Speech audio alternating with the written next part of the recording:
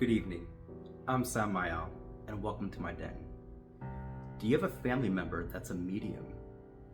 Mediums have long been regarded as seers in many cultures, especially in ancient and tribal societies. They were often sought out to communicate with the spirits of the deceased, offering guidance, wisdom, and insight from the other side. Scorpio Star 223. These are her father's experiences. This story is about my dad. When he was 19 years old, he started realizing he was a medium. He grew up Catholic, though so to him and to that faith, those abilities were considered wrong. Personally, I don't see anything wrong with spiritual gifts, but my dad has always been afraid of them.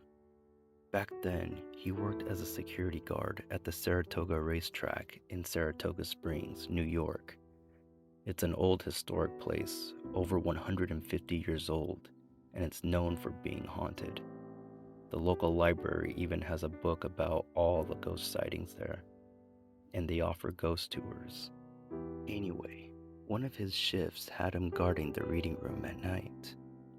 For anyone who doesn't know, the reading room was where men used to go and gamble back in the day. One night around 3 a.m., my dad was sitting outside the reading room when he suddenly heard someone banging on the door. That made no sense. Nobody was supposed to be in there. He grabbed his keys and went to check it out. As he approached the door, he saw a man inside with a rope around his neck. The man looked like he was from the 1800s. My dad jumped back in shock. He ran to his boss and demanded to be reassigned immediately. Said he'd never work that shift again. Here's another story about him. He lives in Far Rockaway, Queens. One night after work, he got a flat tire. A man he knew walked up and offered to help. My dad declined, but asked how he'd been. The man said he was good and was just heading home. They said their goodbyes and went their separate ways. Later that night, my dad was flipping through the newspaper and decided to check the obituaries. That's when he saw the man he had just spoken to had died 4 days earlier. It really makes one wonder. I sometimes say my dad is like a hospice for souls preparing to cross over. He seems to attract a lot of broken people, especially those near the end of their lives. Not all of them are addicts or anything like that, but some are. That man wasn't, just to be clear. It was just a thought that came to me. My dad is a healer and a medium, but he refuses to use his gifts.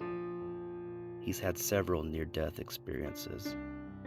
On Easter Sunday in 1992, he got hit by a car and was in a coma for 2.5 weeks. He told us he actually died and saw the light, but they weren't ready for him yet. He also nearly died as a child from pneumonia again around Easter weekend. In 2015, he had a heart attack 3 days before Easter, and just this past Monday, he had another heart procedure done. It's strange how all these life-altering events for him seem to happen around Easter. I'm not a religious person by any means, but since he's Catholic, it really makes one wonder. There are so many questions out there. It's amazing. One last story.